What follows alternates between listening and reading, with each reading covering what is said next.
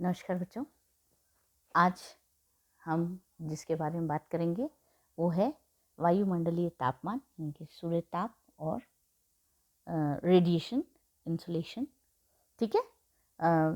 सूर्य से जो हमें हीट मिलती है, जो भी ताप मिलता है उसको वापस रिफ्लेक्ट करना है ना, तो उसको हम क्या कहते हैं, ये इंसुलेशन क्या है और कैसे हीट हमें पृथ्वी के धरातल पर प्राप्त होती है, इसके बारे में हम इस वीडियो में पढ़ेंगे। मैं डॉक्टर सीमा श्रीवास्तव अपने वीडियोस की सीरीज़ में आपको आज इस फिज़िकल ज्योग्राफी के वायुमंडलीय भाग के अंदर आपको वायुमंडल के तापमान के बारे में बताऊंगी। ठीक है, तो शुरू करते हैं बच्चों अपन कि वायुमंडलीय ताप का मुख्य स्रोत क्या है बच्चों? सूर्य। आप और हम सब जानते हैं कि अगर सन नहीं हो तो हमें कोई टेम्परेचर नहीं मिल सकता, तापमान हम काफ़ी बुरी हालत में हो जाएं, है ना। तथा कुछ ऊष्मा भूगर्भ से भी प्राप्त होती है, लेकिन इसकी जो मात्रा होती है वो कैसी होती है? एकदम नील। तो वायुमंडलीय सूर्य ताप से सीधा गर्म नहीं होता है, यह तो पार्थिव विकिरण से गर्म होता है। कैसे गर्म होता है? पृथ्वी पर जो रेज पहुंचती है उससे गर्म होता है। सौर मंडल के प्रत्येक ग्रह उपग्रह को ताप की प्राप्ति किससे होती है? सूर्य से ही होती है। और पृथ्वी की परिक्रमण व परिभ्रमण गति के कारण इस ताप की प्राप्ति में अंतर पाया जाता है। वायुमंडलीय परिघटनाएं इसी का प्रतिफल माना जाती है। वायुमंडल का प्राथमिक, द्वितीयक व तृतीयक परिसरण ताप के कारण निरंतर होता रहता है। तापमान के क्षैतिज, लंबवत, प्रादेशिक व ऋत्विक वितरण के कारण वायुमंडलीय क्षैतिज व लंबवत गतियाँ होती रहती है। तो इस तरह तापमान व सूर्य ताप का अध्ययन करना हम लोगों के लिए अति आवश्यक है, क्योंकि इसका प्रभाव किस पर पड़ता है? जलवायु विज्ञान पर पड़ता है। तो आइए अपन शुरू करते हैं ये इसके बारे में कि इंसुलेशन है क्या। सो मीनिंग ऑफ इंसुलेशन यानी कि सूर्य ताप का अर्थ। जैसा कि मेरी ये स्लाइड बता रही है कि सूर्य ताप सूर्य की किरण का विभाग है जो पृथ्वी को प्राप्त होता है। इसको निम्नलिखित प्रकार से समझ सकते हैं। लघु तरंगों के रूप में आने वाली सूर्य की किरणें जो 3 लाख किलोमीटर से प्रति सेकंड या 1 लाख 86,000 मील से सेंटीग्रेड से की गति से सेकंड्स की गति से पृथ्वी की सतह पर पहुंचती है, सूर्य ताप कहलाती है। इसी को सौर्य ऊर्जा या सौरिक विकिरण भी कहते हैं। तो सूर्य से निकलने वाली ऊष्मा को ही हम लोग क्या बोलते हैं बच्चों? सूर्य ताप यानी कि इंसुलेशन।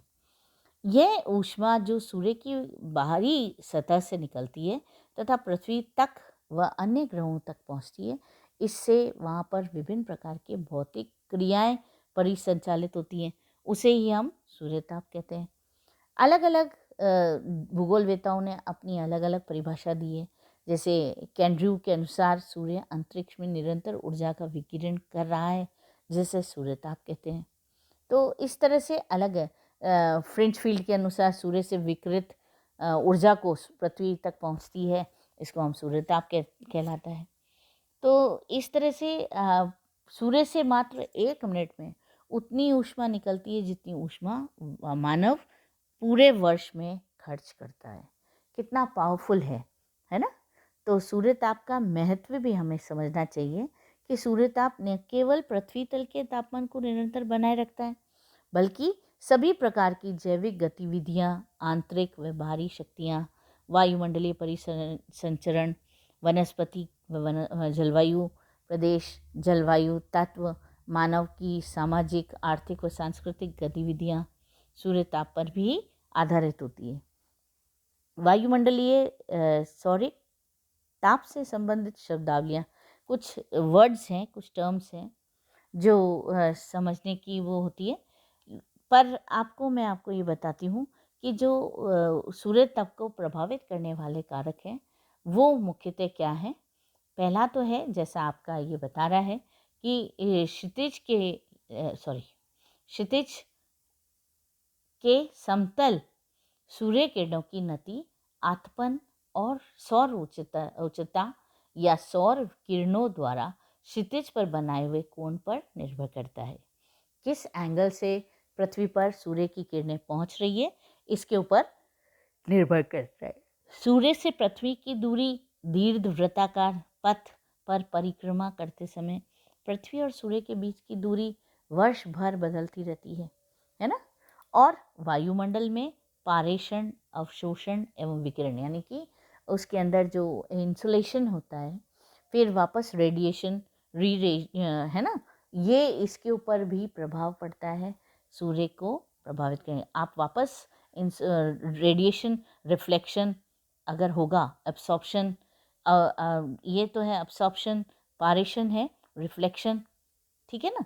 तो एपीहीलियन कंडीशन में और पेरीहीलियन यानी कि अपसौर स्थिति में और उपसौर स्थिति में भी फर्क पड़ता है, तो इसका भी एक वो प्रभाव पड़ता है। तो कई चीज़ें हैं जो सूर्य तरफ से रिलेटेड है।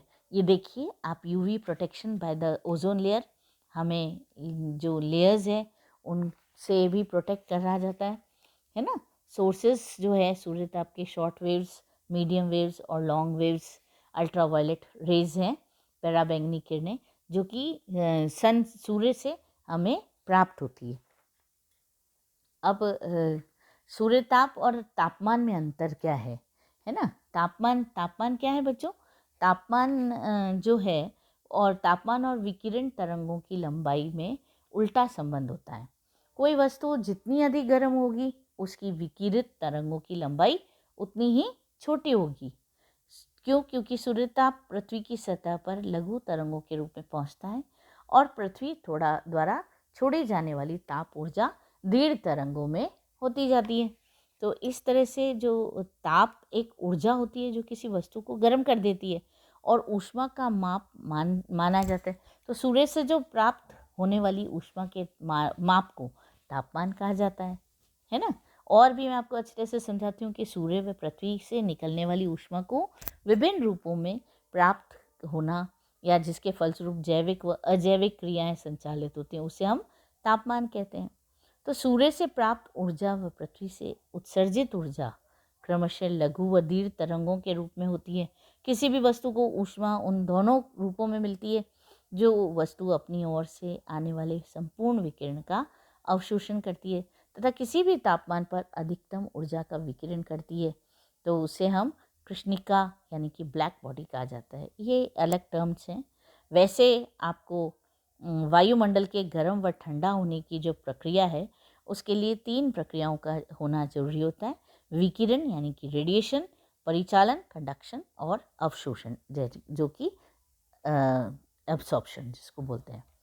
तो मेरे ख्याल से आपको मेरा ये चैप्टर समझ में आया होगा, और आपको ये क्वेश्चन मैंने दिए हैं कि what do you understand by solar insulation, और what is the difference between insulation and heat.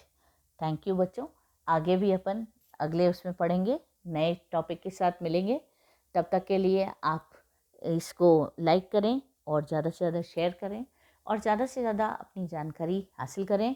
अपने चैनल को और एक्सपैंड करें ताकि ज़्यादा से ज़्यादा बच्चे इसका फ़ायदा उठा सकें। ठीक है।